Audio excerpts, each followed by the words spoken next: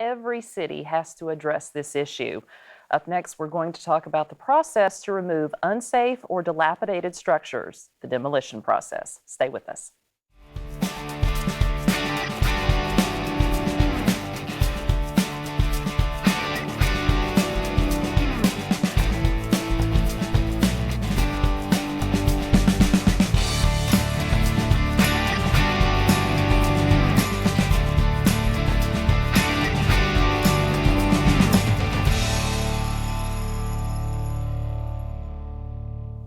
Thank you for joining me for this episode of Your City at Work. I'm Public Information Officer Pam Spencer. If you drive around any city in the nation, you'll see examples of homes that are more than likely beyond repair or need to be demolished. Paducah is no exception. Joining me now to talk about the demolition process, we have Deputy Chief of Fire Prevention, Greg Cherry. Thank you, Greg. Hi, Pam. Well, let's first talk about what every nation thinks of, or every city in the nation thinks about when they have unsafe structures. There is a public safety issue. So what are they considering when they go around the neighborhoods and see a structure that probably needs to be taken down? What are those issues? Well, we're looking at the overall public safety as far as health and safety is one thing. As far as, all these structures, they'll have animals living in them and everything else. Mm-hmm. Then there's also the safety of fire hazards. We have kids getting in them. They set fires. So there's lots of issues that go on with these vacant houses. What about from a firefighter's point of view? If one of these, a lot of times these are vacant houses, a lot of times. If it is on fire, there's a lot of things for a firefighter to think about before they go into a home like that. Correct. With a vacant house, you got most of them, the roofs are falling in, the floors might be falling in. Mm-hmm. So if someone enters one of these structures, there's a possibility of falling through the floor, some type of structural collapse that normally you wouldn't see in a well-maintained house. And from a police department's point of view, I know you're with the fire department, but what is the police department considering with these homes? Well, a lot of times, you get people going in scrapping whatever the plumbing, the wire and stuff out of them. So that's illegal to go in somebody else's house. It's theft. And so then we have, vagrants and everybody else going in and that's not supposed to be in there. And, that's another fire hazard. Somebody gets in one of these houses, it's supposed to be a vacant house. Mm-hmm. Then come find out there might be somebody in it. And if they're trying to keep warm or trying to cook, sometimes they will start a small fire in a vacant house. Correct. And last year we had 2 fires that happened. Now, these homes or structures that may need to be demolished, are they always vacant? I mean, do we have some homes that maybe people are still living in them rightfully? No, okay. We don't have any that are deemed for demolition that are still occupied, no. Okay, so they're empty and vacant places. Now, from the point of view of, say, a neighborhood and from the planning department and just your city revitalization, kind of talk about that aspect of it. Well, one of the problems is if you have a block, mm-hmm. and you have several nice houses within the block, then you get one in that block that is falling in, looks bad, nobody's taking care of it, and that brings the value of the whole neighborhood down. And so we look at it as, we're trying to protect the other property owners by trying to help clean up the neighborhood and make their property value maintain what it should be. And when you have a home, then you do make it into maybe an empty lot. That does reduce a lot of that public safety problem. Right. It reduces the hazards for the neighborhood, then, the blight and this overall appearance, it helps it out. And then hopefully it will be revitalized. Maybe right. Somebody will purchase that lot. Well, the fire department, a few years ago, you may be aware, the fire department took under its wing the inspection department of the City of Paducah. And so that's where Fire Prevention Division, and you're the Deputy Chief of the Fire Prevention Division, and one of the parts of fire prevention, in addition to the role of fire marshal, you also have code enforcement and building inspection. When you guys took over the inspection department, kind of what did you do? You had to dig into another department's information. Right. There wasn't any official list of all the houses, well, not only houses, business buildings, mm-hmm. and everything else throughout the city. It wasn't a complete exactly how many there is. Of structures that need to be demoed. Okay. So we compiled a list. We ranked them in priority 1, 2, or 3. Mm-hmm. And 1 being the most hazard, 3 being the less of the hazards. We did this with a grading system that's provided through the International Association of Arson Investigators. It's a published list on, it's the roof falling in, the floor falling in, some criteria to help mark these. We did that. We went around the city and made the list. Then we started a program of the unsafe structure list. The buildings are marked unsafe, and that's to make awareness level to the police, fire, and other emergency responders that this building is unsafe. There's hazards with it. Nobody's supposed to be in it, and that's also put on the CAD system with a dispatcher. So if any type of call is called in for that address, it will be flagged that it is an unsafe structure. And will the fire department respond differently when they arrive? Is it more of than just protecting the neighboring houses? No, not necessarily that, but just a little bit more awareness that there is a problem with this structure due to, might be a floor in it or something such as that. So just be a little bit more careful Right. if they do enter the home. Right. Because a lot of times if you did have a fire and you've got smoke, if you didn't know it was on a list of unsafe structures, you may not know when you drive up to No. those kind of homes. No, and that's one of the reasons that we did that. We got the idea from another city. There are cities all over the country that have started this process, and it was another way for us to try to protect emergency responders in the city. Now, that doesn't mean that the inspection department in the city of Paducah did not do any demolitions no. before then. No, not at all. There were still demolitions and stuff going on prior to the fire department taking over, but we just wanted to make it a little bit more, I guess, organized and knowing exactly what we were dealing with. And this list is a list that changes very often. Correct. It is a working list that when we first put it together, there was roughly 140 structures on the list. Now it's down to roughly 101. Okay. It goes up and it goes down. We do have some people that will buy one of these houses and want to rehab it. So if that is done, which is a good thing, we won't enforce the demolition order. We will give them time to repair the house, and everybody wins. Yeah, that's what we want, that we want the homeowner to take the responsibility for either demolishing the home or revitalizing the home. Correct. So this list of approximately 100 homes and structures that we have in Paducah, I mean, say if we had a bad fire at a house, then a new house could be added to that list. Correct. What are some of the other reasons that a home would be added to the list? Well, if there's a storm, fire, any type of weather event could damage a house. And there's some of them that are vacant right now that if somebody, that we may have wrote up under property maintenance as far as, there's violations, somebody needs corrected. If the owner never addresses this and the house sits for another year or two, it could get into the condition where it would end up on that list.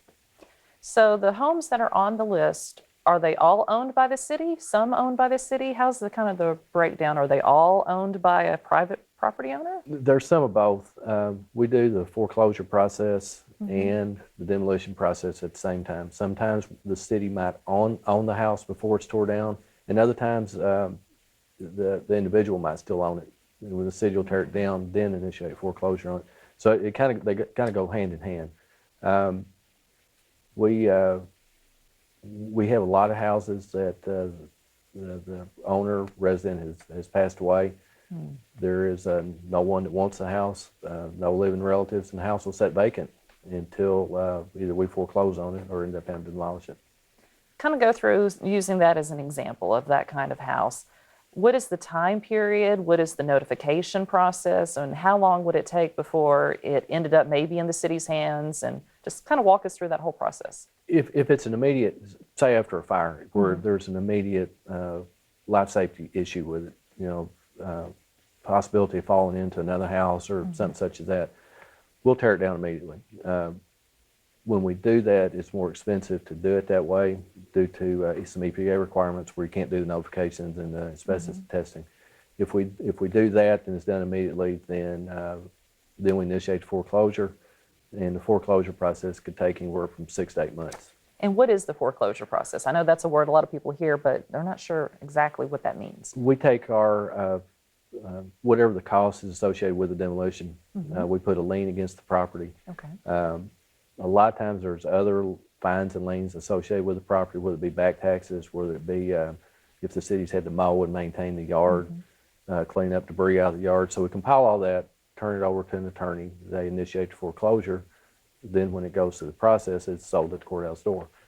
Some of these houses that we have a demolition order on prior to foreclosure, there has been times when somebody will buy them other than the city that either wants adjoining property, they'll tear the house down at their expense, or they might have a plan that they want to try to save the house.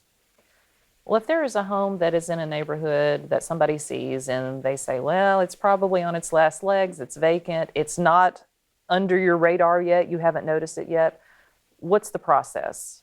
They can call City Hall, call our division and report it. We'll send an inspector out to look at it to see if it, to see what the overall conditions is. We'll start sending letters to the registered property owner. Now, a lot of times, there may not be a forwarding address. Like I said, they may have passed away, so the letters will come back. We send them certified mail to the registered owner we have on file. Right. And if they keep coming back, then we just have to assume it's a vacant owner. There's not much else we can do and try to notify somebody. And how long is that process? You try to give some time. Right. Here. You're not going to just go in and no, try we're not to take just going to go. I mean, we don't want to try to take the property. No, the city don't want to take all these properties, but it's another thing, what's the right thing to do? Do you let it sit in the neighborhood next door to some nice houses and continue to fall in, or do you try to initiate this?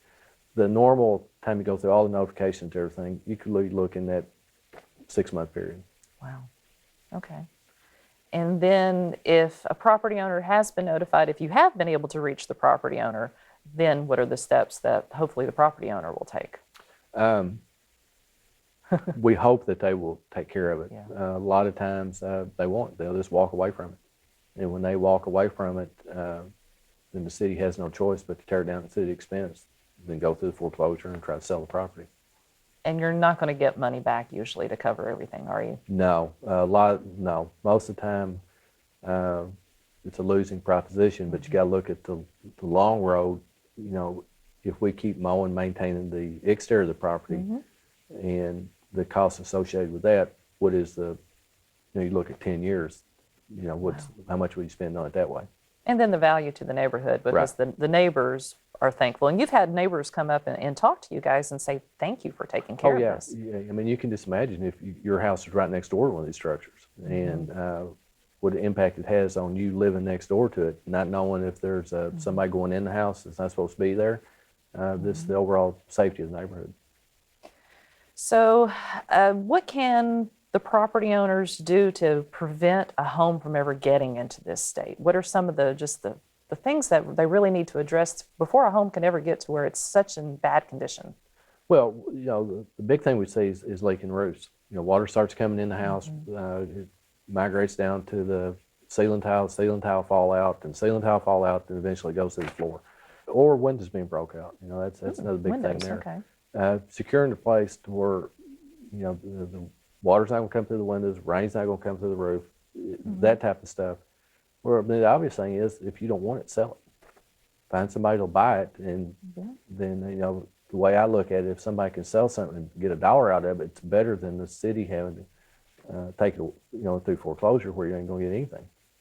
That's true. That's true. And for a lot of families, especially if they've had a relative that lived in the home, maybe died, and then they can't figure out what to do with the home, they will just kind of walk away for a while. I think they may not want to walk away from the property, they just don't know what to do with it. Right. In that case, they need to talk to an attorney to figure out what they can do and what steps they need to go through to try to sell the property. Then maybe a real estate agent, try to help them figure out the value and move through that. Kind of going back to the cost, the city does set aside money every year for demolition because when the fire department took the inspection department under its wing, you kind of made that as a priority to go through and look at this, and kind of went to the city commission, said, hey, we need some funds to handle this. What kind of cost is it to the city? The average cost for a single family house is about $3,000. Now with that, depending on whether it has asbestos in it, that can up the cost. If it has a basement, that can up the cost. So but $3,500, $3,000 to $3,500 is pretty good average. Then we throw in the foreclosure costs on top of that. That's about another $3,000. So you figure at the end of the day, time we go through the whole process, it's about $6,000. And when you do sell the property, when it goes through the foreclosure, then the city ends up buying it, or how I think that's when it's sold on the courthouse steps, as they say. Right. Who buys it? Do we end up buying it as the city, or? Well, it's an open bid. A lot of times we'll have adjoining neighbor or adjoining property owners that will buy the property. and they either want to expand their yard or they want to build another house or something on it. Most of the time, these lots don't go for $100, $200 a piece. Wow. Depending on where they're at. And then once the city of Paducah receives these lots, and then if we've taken care of the unsafe structure that was on the lot, now we're a property owner of a piece of property. What do we do with it then? Then it's turned over to the planning department. They put it on the surplus property list, then they try to find somebody to be interested in buying it. And I have seen with the surplus property list, the city of Paducah does have a surplus property list, and there's a few dozen lots on there. The planning department, I have seen them put a few lots out to, they'll advertise in the newspaper, try to get some interest. Have you heard how that's going? I know that here recently they've sold several lots. I don't have a number on how many it is, but I know that there has been some that has been bought. So I know one area of town, there's a business that's bought 2 or 3 of them that's trying to add on, do some redevelopment with their, so that's a positive thing there. Now, when you're going through your unsafe property list, and I know you have it ranked kind of based on the safety of the structure, how do you pick? If you've got all of these ranked at number 1, we try to spread them out so we're not just concentrating on one area of town. Right. We'll try to do a group, maybe on the south side, a group downtown area, a group on north side, then west side. Then we'll come back around, start an area again.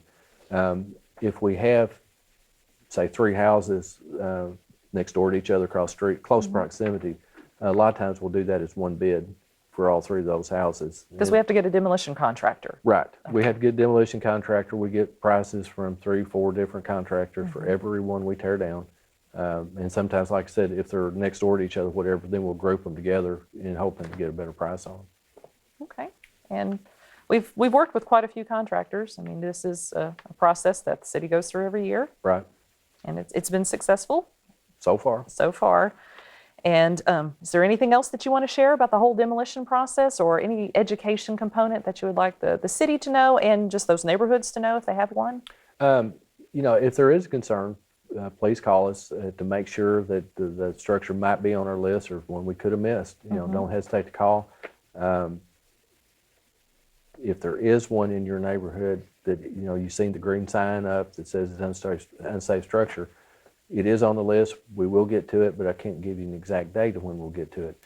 Right now we signed 4 contracts yesterday for 4 more, and there is another 6 or 8 that we're waiting for the asbestos survey to come back. Then those will be contracted out also. So in the next few weeks, you'll see about 10 more being tore down around the city. Tell me more about that green sign. Is that the same as a demolition notice? No, the green sign is just marking it as unsafe and to stay out of it. Okay. It's illegal to be in that house. If you get caught in it, then you could be prosecuted. But that doesn't mean that house is beyond repair. Somebody might be able to fix it? Maybe. Anything can be fixed if you want to spend the money enough on money. it. Right. So I wouldn't say that it's totally beyond being repaired, but there again, you got to weigh the options. What's the value of the house and how much would it cost to repair the house, and what do you got after you get done repairing the house? So, it goes back to the economics on it is how much do you want to put in it? And you're seeing homes of all ages that are on this list. Yes. There's not any, that are marked so-called historical structures, Right. but there's some that are older than others, some that have had fire damage to them that may not be as at the age of what you think they need to be tore down, but due to the fire damage, they're beyond repair. Okay. Well, Deputy Chief, thank you for everything that you're doing to try to increase the public safety of Paducah. Thank you. Well, I just want to remind you that if you want to look at some of those city-owned lots, as well as the ones that may have a structure on them, we have the list of city surplus property. It's on the city's website, and you can go and look. I think there's more than 24 lots and some with structures on them that are available, sometimes for as little as $1. The city does want to try to move these surplus properties back into the community and have property owners. So just go to the city's website, paducahky.gov, and look on the homepage. You'll see a link for city surplus property. Thank you so much for watching Your City at Work.